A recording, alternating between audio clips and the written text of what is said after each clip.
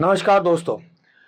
आज मार्केट में हमें एक गैप डाउन के बाद नीचे से रिकवरी देखने को मिली, एक अच्छी रिकवरी। अगर हम इस समय मार्केट को देखें ना, तो मार्केट में डाउन साइड की एक लिमिटेशन है। जा सकते हैं लेकिन बहुत ज्यादा नहीं, क्योंकि जो हमारे स्टॉक्स है ना, वो उतनी बेकार स्थिति में नहीं है। हमने देखो आज भी कई सारे स्टॉक्स के बारे में डिस्कशन किया, वहां हमें समझ में भी आया। हमने उसमें वहां पे कुछ पुराने कई सारे स्टॉक्स के बारे में हम पहले भी डिस्कशन कर रहे थे।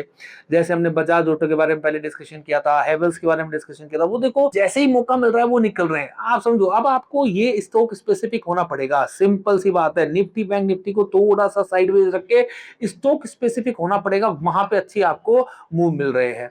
अब आ जाते हैं एक बार चार्ट पे, वहां समझेंगे क्या हुआ, कैसे हुआ और क्या हुआ। देखो निफ्टी की अगर हम बात करें तो निफ्टी में हमारी जो समस्या है, वो समस्या क्या है भैया? निफ्टी में जो हमारा जो सपोर्ट है ना, ठीक है ना, वो सपोर्ट थोड़ा नीचे है। लेकिन ऐसा भी नहीं है कि हम यहां से गिर के पता नहीं कहां पहुंच जाएंगे।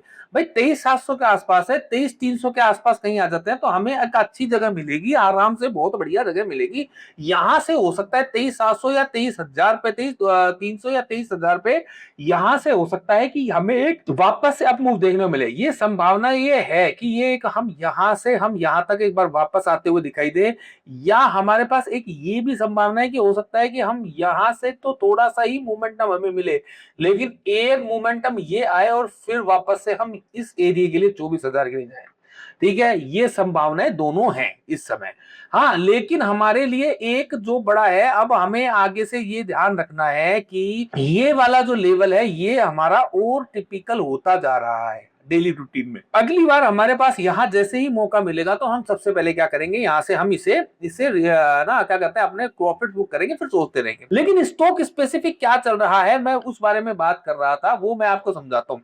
ठीक है, अगर आप देखोगे तो हमने पहले भी कई सारे जैसे ना डिस्कशन किए हुए हैं। देखो जैसे आज की बात करें तो आज हमारे पास हम जैसे ना यूपीएल पे बात कर रहे थे, फिर हमारे पास एक क्रोम्पटन आया। अब देखो क्रोम्पटन पे जब हमने सुबह सुबह डाला तो जो 240 के आसपास था, ठीक है ना, 240 के आसपास था क्रोम्पटन। ठीक है, अब हम क्रोम्पटन देखते हैं, 240 से 250 इंटरडे में। अच्छा, अब आप कहोगे अरे यार क्या बात है, देखो अब इसमें है ना, आपको वो भी नहीं है, ये है सिर्फ और सिर्फ आपको एक इंडिकेटर का कमाल। क्या है? एक इंडिकेटर का कमाल है। एक इंडिकेटर ने आपको क्या बताया, कौन सा एरिया बताया भाई? बता दिया कि यार ये वाला डिमांड जोन है। ठीक है, रिस्क रिवॉर्ड के साथ आप लेके चल रहे हो। इंट्राडे में अगर आपने इसमें बाइंग करा है और उससे अच्छा देखो रिटर्न निकल रहा है। अच्छा ये देखो, अच्छा यूपीएल यूपीएल देखते हैं हम। ठीक है, यूपीएल यूपीएल में भी मैं एक बार को जो मैंने ड्राइंग्स बनाई है उनको हटा देता हूं, सिर्फ ये रखता हूं। देखो ये वाला एक और दो दो डिमांड जोन है। पहले डिमांड जोन में आया,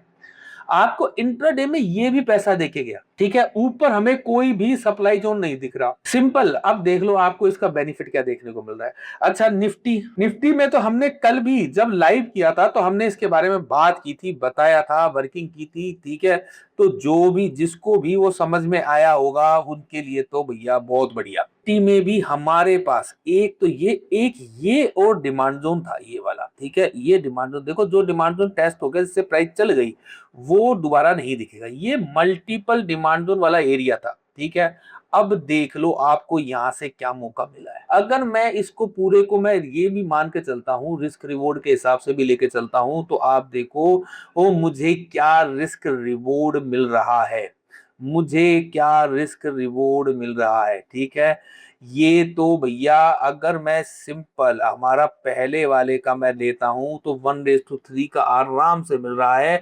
मैं दोनों में ही लेके चल रहा हूं कहीं ना कहीं। ठीक है, तो भी 1.5 का आराम से, 1:1.5 का आराम से मिल रहा है। ठीक है, इसका मतलब क्या है, इसका मतलब क्या है? देखो इसमें क्या होता, अगर मैं इसकी वर्किंग करता तो क्या होता है यहाँ पे।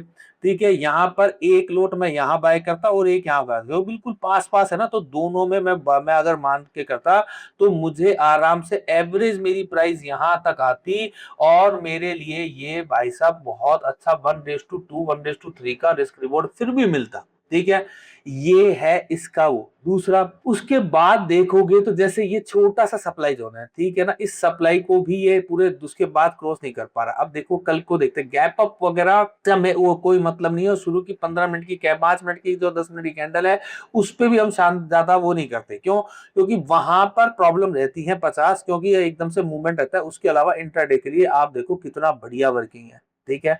डिस्कशन सिंपल, आपके पास डिस्कशन चल रहा है, इजी वे में आप वर्किंग कर सकते हो या वेट भी कर सकते हो कि एक बुलिश हमारे को यहाँ से राउंड धीरे धीरे बुलिश होता हुआ दिखाई दे, जिसके साथ हम उस पर वर्क करना शुरू कर सकते हैं।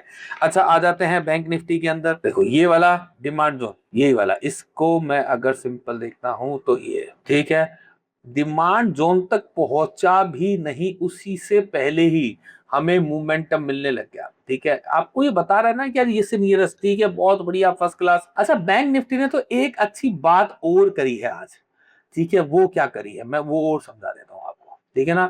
बैंक निफ्टी ने आज एक बहुत शानदार वर्किंग करी है। उस वर्किंग का नाम है कि इन्होंने भैया 15 मिनट का एक सप्लाई जोन को ब्रेक किया है। इसका मतलब ये भी बेनिफिट हो सकता है कि आने वाले कुछ दिनों में हमें यहाँ पे और अच्छी तेजी देखने को मिले, क्योंकि ट्रेंड चेंज करा, जो नेगेटिव ट्रेंड था वो चेंज होता हुआ लग रहा है। तो ऐसी जगह हो सकता है कि हमें छोटे 5 मिनट और 3 मिनट वाले जो डिमांड सप्लाई जोन्स हैं उनको अवॉइड करना चाहिए, उसमें से निकल उससे उनसे दूर रहना चाहिए। हाँ, हायर टाइम फ्रेम के जो है जो सप्लाई जोन है, यानी कि 75 मिनट के जो सप्लाई जोन्स हैं, 125 मिनट के सप्लाई जोन्स है, डेली के सप्लाई जोन्स है, उनके साथ ही आपको यहाँ पर शॉर्ट्स के लिए सोचना चाहिए। सिंपल सी इतनी सी बात है, ठीक है। और बैंक निफ्टी को अगर हम वैसे भी देखें तो बैंक निफ्टी अब हमारे जो डेली का एक बड़ा डिमांड जोन है उसके पास आ रहा है, ये बहुत अच्छा है, ठीक है। देखो मैं आज आपको जो रिसर्च कर रहा हूँ ना, वो रिसर्च बता रहा हूँ, वो साथ के साथ आपको ये भी समझा रहा हूँ कैसे मार्केट में आपके लिए वर्किंग हो रही है और कहाँ कहाँ। देखो न्यूज व्यूज कुछ भी चलता रहे, लेकिन आपको है ना चार्ट चार्ट की तरह से काम करेगा। हाँ, बहुत सारे जो हैं लोग ये बात ध्यान आता है कि तो एसएल क्यों होता है। देखो एसएल होता है, लेकिन फिर भी चार्ट चार्ट की तरह से काम करेगा। और एसएल होते ही आपके पास दूसरी अपॉर्चुनिटी खड़ी हो जाती है, फिर हम सेल की साइड भी देख सकते हैं, या लॉन्ग में सेल में चल रहे हैं तो हम बाई की तरफ देख सकते हैं, तो दोनों तरफ की हमें अपॉर्चुनिटी मिलती है। अच्छा, अब हम आ जाते हैं हमारे और अदर थिंग्स पे। क्या भैया, जो हमारा क्रूड है ना, ब्रेंट, ठीक है ना, देखो ब्रांड है ना, उसने ऊपर से ऑलमोस्ट 3-3.5% ही क्या की है ना गिरावट दिखाई है। एक समय तो 4-4.5% भी था।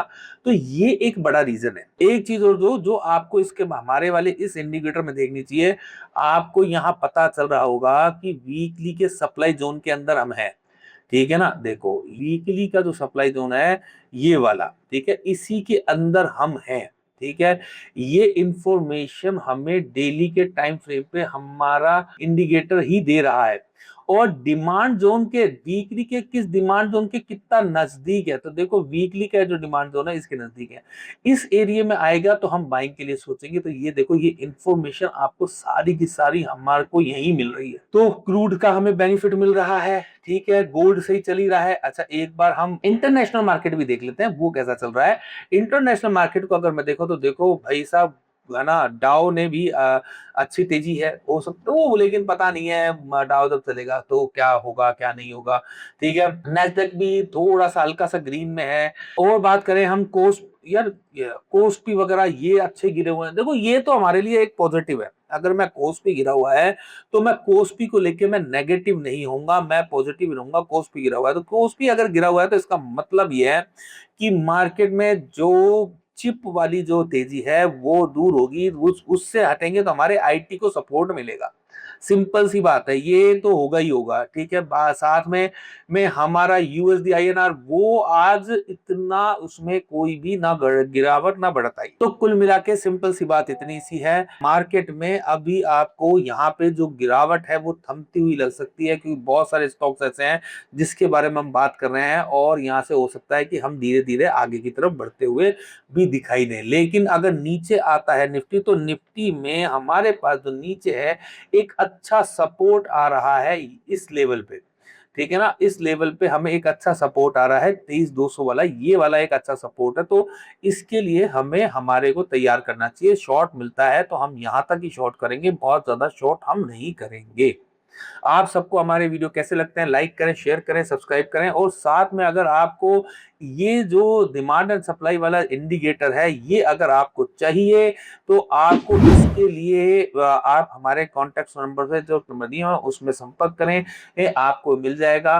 फ्री ट्रायल चाहिए तो 5 डेज का फ्री ट्रायल आपके लिए, उसके लिए आप दिए हुए नंबर पर संपर्क करेंगे तो 5 दिन का आपको फ्री ट्रायल मिल जाएगा।